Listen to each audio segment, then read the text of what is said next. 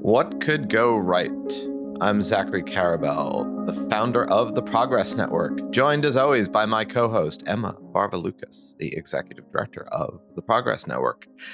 And this is our weekly progress report, where we look at the news that you may have missed in the midst of all the news that you didn't. And most of the news that you didn't miss was bad news, news of things going really, really wrong, from politics to massive storms, all of which are indeed going wrong and deserve attention. But in the midst of all the attention that we're giving the news that is bad, there is also some news that is good, and it tends to get drowned out and lost in the fray, or swept away in gale force, hurricane force winds. You name it. It is hard to notice what's going right in a world where it is true much is going wrong. But every week we scour the planet for news of things that are at least good or pointing in the right direction, because we believe firmly at the Progress Network, and those of you who have been listening to this podcast know that as well, that we owe it to ourselves to have some balance, to pay attention not just to everything that is a problem, but to everything that is a solution, not just to all that's going wrong, but all that is going right. So that is why we do this. That is why we do this every week. And we presume for many of you, that is why you listen. And if you are new to this podcast, this is our short, quick, and fast review of some good stories. We also do a longer, hour-long interview with someone who we think is compelling, interesting, dynamic, you name it. So that is the scoop. And with that, we will turn it over to the maestro of all that is newsworthy, all that is going right in the world, Emma Varvalucas. All right. So this first one today is a going in the right direction one. The obesity rate among U.S. adults has stopped climbing for the first time since 2000. So between 2000 and a little bit before 2020, it's hard to tell on this graph, looks like at 2018, the obesity rate amongst U.S. adults rose almost 15% to, it looks between 42 and 43%, which is a stunningly high obesity rate. The rate started to go down for the first time, it looks like around 2018. The other stunning thing about this is that experts are guessing that the big difference, shall we say, it has dropped back down to 40%. So it's dropped maybe 2 or 3 percentage points in the last few years. Is what? Ozempic, which is wild, especially because it's not even like available at the mass level. There's a lot of insurers that don't cover it still and things like that. So I'm very curious to see if this trend downwards continues. It is not all good news. Obviously, that's a pretty high obesity rate. The severe obesity rate in the US, which is around 10%, is still climbing. But still, it's like, okay, this is the first changing of the direction of the trend we have seen since literally over 2 decades ago. Yeah, I mean, the massive increase in it's true that Wegovy and Ozempic are still not mass market drugs, but they have been, the adoption of them amongst people who can use them has been really rapid and quite dramatic. And obviously, it's not just weight loss per se, because it's also reduced rates of diabetes, insulin usage, I think, has also plateaued if you look at sort of use of artificial insulin drugs, and a whole other set of attendant health benefits, from blood pressure to heart disease. I mean, I will say there is also some awareness increasingly that the way in which we tend to use BMI, which is the way in which obesity rates tend to be determined, body mass index, that too is coming under some question. It's a very, very old ratio, more than 100 years old, and many doctors have started questioning whether or not that is the best sort of marker of a weight condition that is problematic. I mean, we've known for years that it doesn't include athletes, it doesn't include certain types of body types.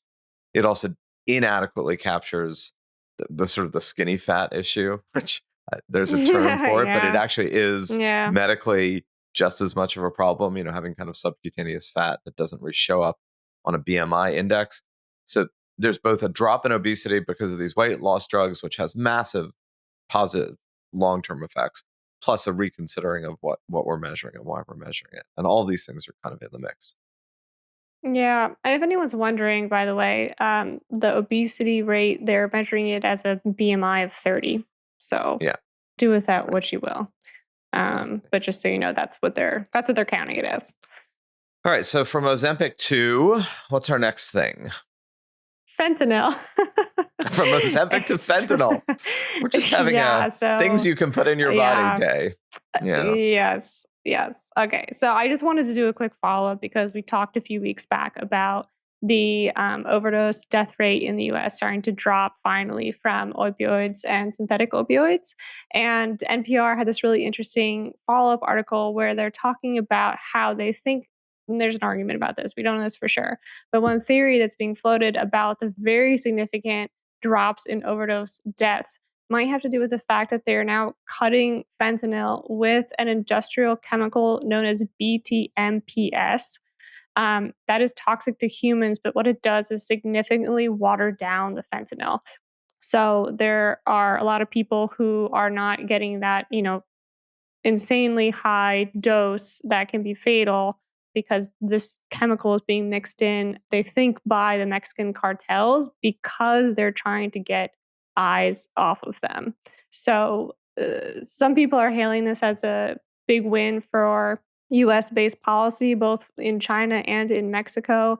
Again, we don't really know for sure if this is exactly what's happening, but that's what they think is happening, that they are purposely watering it down in Mexico because they are trying to kill less people so that the US will back off of them a little bit. Yeah, I mean, to be fair, it was never a particularly good business model to kill your consumers. I mean, it's presumably you want repeat customers. You don't want, you know, you don't want one-time customers as a business model. If you just look at this cynically and neutrally. The other thing is, like we've talked about this. I think we did this with our conversation with Maya Solovitz, who's been a longtime drug policy person. That even with all of this, I mean, fentanyl is a legal prescribed opioid for pain management, just like OxyContin was. So, I mean, I think part of the challenge is if we over demonize these drugs. I mean, look, fentanyl deaths from illegal, badly produced, or badly dosed fentanyl is an unequivocal harm to society, full stop. And I don't want anyone to like misconstrue that reality. But it is also true that if you overdo it with these drugs are just dangerous and lethal and remove a valid pain management medication that, if used properly, which it sort of had been for decades, is unbelievably helpful to many people suffering from chronic pain, you do have the risk of creating another societal issue while solving one. And it's just like that's something to think about when we think about drug policy. We've tended in this country to oscillate between really extreme blacks and whites without recognizing that a lot of these things exist in shades of gray. And we certainly don't want to get to the point where the very word fentanyl becomes so anathema that the legitimate use for, I don't know if it's tens of thousands or hundreds of thousands, it's probably millions of people, becomes impossible. Yeah, I mean, I don't think that they are. Maya might have more to say about this. I haven't heard about any policy where they're like cutting off fentanyl as a pain medication. Like everything I've seen coming out of the US has been very focused on the naloxone being available over the counter, a lot of pressure on into China about the chemicals that they produce that eventually become fentanyl, pressure on the Mexican cartels. They're doing a lot of seizures on the border, things like that. So I haven't really seen that discussion be a big part of it or even a small part of it. Is that what's going on? I think it's more that some doctors have gotten increased scrutiny for the scripts they're writing and are concerned that they're going Mm, to have to justify in a very antagonistic situation their prescribing of them. So there definitely is some evidence of lower prescription rates just because doctors are making a rational calculus that they don't want the scrutiny. mhm. So it's Mhm. it's more All that right. issue. So anyway, Yeah. it's more the general point is more, we have not ever had a particularly balanced way of dealing with the harms that come with ODing, right? And there's a knee-jerk reaction of, let us just try to eliminate the substance, often at a supply side level, not at a demand side level. Just historically, over the past 40, 50 years, particularly with the war on drugs, supply side attacks on drugs, we're going to eliminate supply, have tended to fail, right? As opposed to demand side, where you deal with, well, why are people ODing in the first place? We've been less willing to look at the demand side and much more willing to criminalize the supply side. There's so much that goes into that goes beyond what people are really willing to talk about when it comes to policy, right? Like there's a kind of a limit to what government can accomplish. So anyway, on that for note, now, fentanyl use is going down and it's becoming less lethal. And less lethal yes, for on the illegal supply fentanyl side, is quite yes, important. That's definitely true. yes, yes. And they also say the supply is drying up. So people are having a hard time finding it. So we'll keep you posted on that because to me, it's a very important and interesting development. But all right. I thought since we're recording this before Friday when everyone is hearing this. So we are right now waiting for Hurricane Milton to hit Florida. And I'm sure by the time everyone's hearing this, Florida will have really gone through it. So I wanted to do just a small good news piece for Florida. Has nothing to do with hurricanes or anything like that. I don't have any silver linings at the moment. Other than going on hurricane talk and seeing the lovely mutual aid people are offering one another. So this little small piece of Florida, and then we're gonna talk about something global after that, is that they have given the Florida manatees nearly 2 million acres of revised protected habitat. So they have been trying to do this for, I believe, 14 years. Yes, they had petitioned to revise the critical habitat for Florida manatees 14 years ago, and no action had occurred until now. So they have given them 2 million acres, as I said. They say that animals with federally protected critical habitat are more than twice as likely to move toward recovery. The manatees had been dying off before this. So Save the Manatee Club are literally saving the manatees, which is my little good news piece for Florida this week. Just to be clear, it was humans petitioning on behalf of the manatees. It wasn't the Not the manatees themselves manatees. petitioning. It's just yeah, I had a vague pronoun use there of they. Apologies for that. This is coming from the Save the Manatee Club and also the Center for Biological Diversity. Yeah. So, two advocacy groups. Yeah. So I wanted to tie I'm that sure, in. however, this is one of those stories that is unequivocally good, but it's also true that there is a portion of society that hearing these Save the Manatee and acreage stories will roll their eyes and like, do we not have better things to do than save the manatees?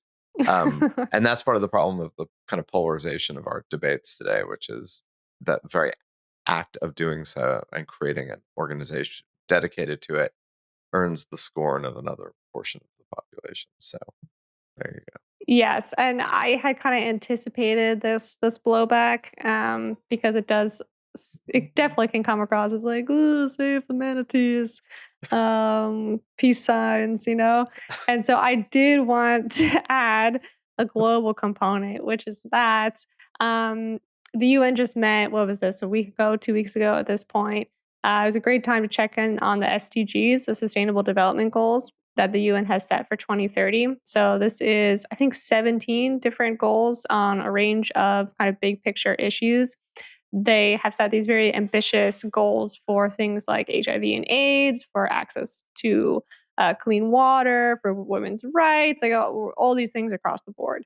And one of our Progress Network members, John MacArthur, he and a few other colleagues had kind of done this like midterm assessment, right, of where we are with these SDGs.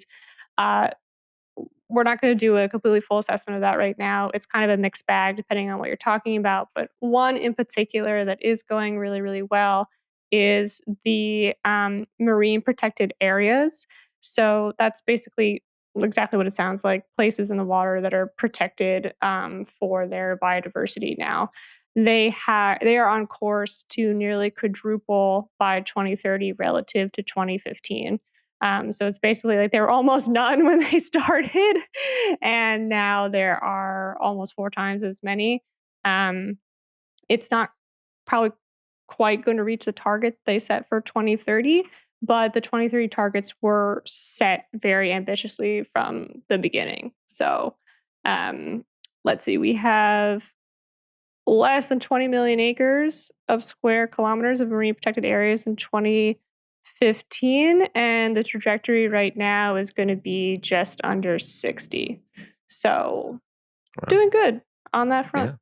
I would urge people to go look up the UN Sustainable Development Goals. They're interesting to look at. Most of them are thoroughly both reasonable and intuitively a good idea, and they are not, as opposed to some of the other goals that have been set. They don't require unreasonable economic sacrifice.